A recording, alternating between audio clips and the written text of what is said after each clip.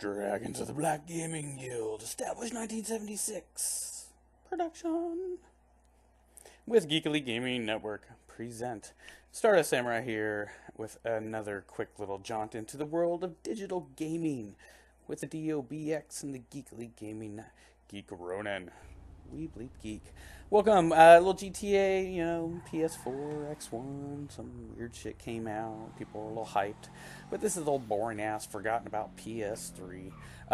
Actually, just rolling in to see what the new patch 1.18, which I swear was the same number as the last one.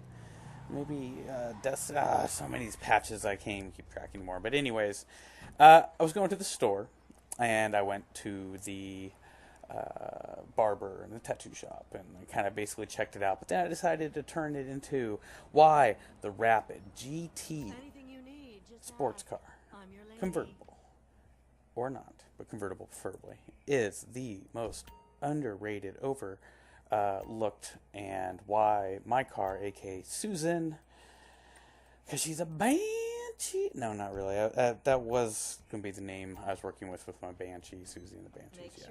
But anyways, I just call her Susan. It just came out my tip of my tongue in the middle of a show one day live, and I've just stuck with it. But she is my California dream. She is my, big booty, front heavy muscle car. She's undefeated racing, and yeah, everyone's like, I'll challenge you right now. But I don't pull her out to race any old race with any old racers. We're talking mixed hybrid cars, free roam, setup race to whatever. If I brought her out live on the show, she's never lost when I pull out this stuff like that. You know what? Memory doesn't serve me as well as it used to. She's probably lost some races. I have more races on my race list than I've seen any streamers even have. I have, with this one character, like 1,000 races, 500 wins, 500 losses, give or take. Now, I did throw about 200 races easy for other crewmates to help unlock engine mods. A little favor to some good friends of mine on their second characters and so forth, especially for a lot of us who'd lost a character during the initial release. But this car is just amazing. It's overlooked, and it's really kind of like scoffed at, but it's a mix. And it's not the fastest. It doesn't handle the best. It doesn't have the fastest acceleration. But it by far does not have the lowest.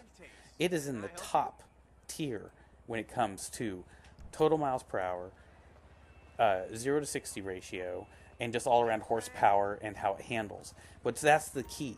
It handles beautifully. Now, I recommend you put the lowest suspension or second to lowest suspension on it, because this is not a car that you're going to leave the suspension high and put off-road tires on and, oh my god, it's so cool. I mean, I see that with all these supercars and sports cars, and yeah, it's like, ha ha ha, little fun, little there, whatever, who cares? Well, money down the drain, and, you get the right tool for the right job. Now, you can do anything you want. That's the beauty of these open world games. I'm not even going to openly, critique. I don't want to hear people's. I don't give them. But I will share my opinion overall on something more than actually critiquing someone. So here you see me doing some weaving between people and just kind of getting into actual original idea when I was doing this of where am I going to make this video go? Is it going to be wasted footage? Do I just throw it in the trash barrel? Do I try to do something cool while I continue to see if there's any modifications? Now, I did notice, and this could have been in the last patch because I haven't been to the barber for a few, that the barber stuff was organized, and that was nice. And I think we'll see little tidbits that, like we say on the show all the time, there's no reason why, by any means whatsoever, that some guy in front of a computer one day will write some code, and I won't say it's a line or a page, but amount of code that will allow them to compress data, all of a sudden making a game that runs so much of the PS3 no longer do that. Or compresses data in the game. It just takes that one little breakthrough. We've seen it with all the games. They're always trying to make things better. The downside, and we talk about this on the show all the time, and now that we're taking the holidays off here for about 2 to 6 weeks, to basically it's holidays. It's crazy. A couple guest shows coming up, on Thanksgiving, on Christmas. Surprise, the holidays. But we're spending more time doing our YouTube video and building our network, our guild, and helping promote and do stuff for other streamers and YouTubers. And we're also working head over heels with a few other of our endeavors, including the music studio, the broadcast studio, the animation studio, and the art studio, and my girlfriend's art studio. So, sorry, ladies. taken. But yeah, so here I'm just kind of going through the hair, seeing what was what. Of course, everyone knows in real life I have a mohawk. I just recently shaved it off, and it was kind of back at stubble. But you know, it's not quite a mohawk yet, but it could be. So I went ahead and put the mohawk back on. I like it a little better, anyways, and that's that. I only shave my head twice a year. You know, the rest of the time there's like a 1 to 6 inch mohawk. But we talk about it on the show all the time that the PS3 disc is really full on this game, and a lot of games don't even take 50% of a disc, or they spread the data out really massively because it's not that big. Some games though, like Skyrim and this, they kind of need to be running off the cloud servers, or the fact we need current high-end generation. I'm not even going to call it next gen anymore. PS4, Xbox One, or a sweet-ass computer. Now, I hate fucking gaming on computers. I'm sorry. I was born and raised through the arcade, the consoles, the computer birth, and you know what? Now where consoles are almost to the level of consoles, and if not PS4, X1 really showing that they are, you know, that's that. And now we got like Steam gaming boxes and other computer gaming systems that are just basically a gaming system crammed into a little box, nothing else. It's the revolution we all wanted back in the days in the 70s when we were playing pinball and hooking up our Ataris. You know, that's just the way it is. I used to have a gaming system. I had to put like plastic sheets on the glass, and it was basically just Pong, but it turned it into hockey, and it was kind of a mix of imagination and graphics.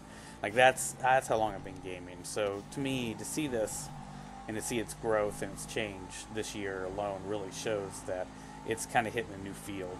But you know, we don't war here at Geekily Gaming. We're gamers, pure and simple. We don't care about if they're old, they're new, they're retro, they're indie, they're hip, mature, what rating they are, what system they're on, what you play, how you teabag or whatever. We're all just gamers. That kind of banter will always fly around, but you know, opinions are like assholes. Everyone's got them, and they all stink.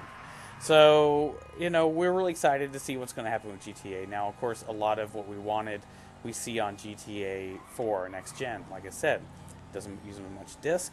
The computer processing system on the PS4 is much stronger.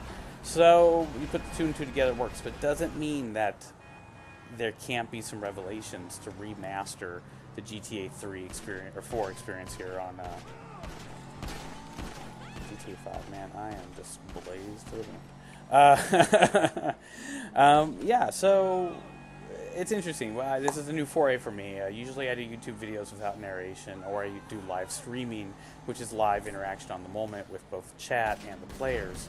So this is a whole new thing for me, is to kind of like game and play and then go back later as I'm putting these through the editing video software, and I'm adding live narration as I watch it in the corner. Now, I just made this one, basically, I have more remembrance of what was going on, what my plans were, what I did, and what I had to do with narration. If I let this sit in the archives for like a day and then went to narrate tomorrow, it would be kind of a refreshing yet new yet remembering experience, of course, of what I did. Now here, of course, I'm still continuing to show off the Rapid GT's ability. The ability, I mean, not just its abilities, my sick-ass skills as leader of one of the best, elite, and most secure PMC groups in all of gaming whatsoever, and that's Dragon Fleet. I'm just basically kicking ass, taking names, and I have no real major agenda here, just to kind of do a little bit of everything. Even these accidental head-on collisions that, you know, or just me, whatever, it happens, it shows the toughness of the car.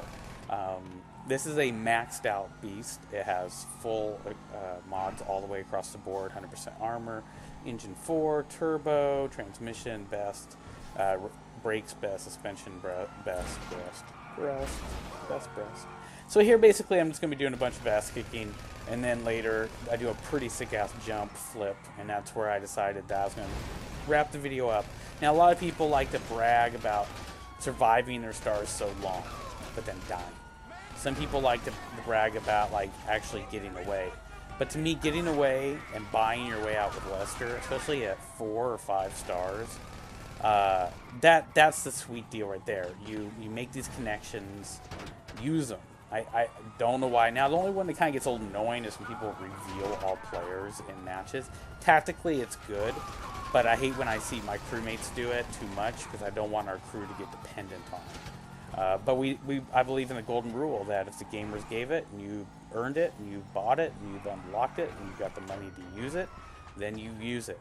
Only fucking whiny little bitches fucking cry about like, oh, don't have the money to call a Merryweather, so you cannot. I haven't reached level 90. I don't have 50 cal. You're an asshole for playing more than me, having it longer than me, being better than me, and having the... None of that shit in our crews. Now, if you want to join our crew, basically, you got to realize that we are very strong on the no hacking, no cheating, whatsoever policy across any game we play. We are a ranked league tournament crew. So it doesn't matter if you're playing Battlefield, Call of Duty, GTA, Killzone, Gears of War, Minecraft, DayZ, it does not matter. If I catch you, anyone of the higher honchos catch you, we make it out of our way to report you to every possible gaming venue that we know you play, every game we know you play, and really just use our resources to squash you out of the world of gaming because you're not a gamer and you don't really deserve to even call yourself that, let alone touch a game.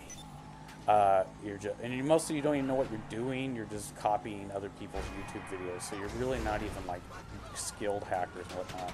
It's kind of sad. Kind of insults the original hackers that like designed some of the breaks and cracks. But if you have duped vehicles, your money's too high, your RP's not legit, it looks fishy to us. We just bounce you. You have to have your profile open for us to look at, and we will send it off and report it weekly, monthly, to Rockstar. We basically will just take the time to go through our career and hit report, send them off. Basically, we have about 100 crew members, and about every month we lose one, either to finally breaking down and hacking, finally getting caught, or just leaving to go do other things, and that's fine. Only commissioners in our crew are required to be active DOBX all the time. If I go in and check and see they're not, I demote them to lieutenant. Leave it at that. Lieutenants can be in all 5 crews allowed, and they can switch between them all they want, and so forth and so down the food chain. But we do like to reward our crew members with perks of like lieutenant-only lobbies or lieutenant commissioner-only lobbies. The higher you go, the more chance you're going to play live on YouTube, the shows. And then for those that want to use Vinewood to their expertise, please feel free to hang out with us on the shows, especially because we want to be filming more and more Mishima movies and little skits in every game we play, but really like it in GTA. It's Vinewood, baby. We want to use it and abuse it the best we can. So it looks like the video's about to head up to wrap here. I'm going to do some little sick-ass jump here, I think, here in a second. And then, oh,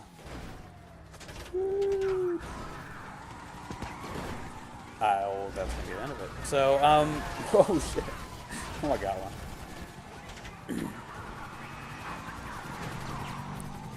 Okay, let's see if we can count these. 1, 2, 3, 4, 5, 6, 7, 8, 9, 10. 10 golden flips. I am Stardust Samurai, Great Sage Crusader host with the most, Bebop Dragon, the Digital Druid. I will be back live on the air 2015, Twitch TV, Geekly Gaming Network, streaming 24 hours a day, the best in Geek on Twitch TV. And Stardust Samurai, the Seder host with the most, back on Twitch TV, Stardust Samurai. Follow us at Geekly Gaming on Twitter. Smell you later, motherfuckers.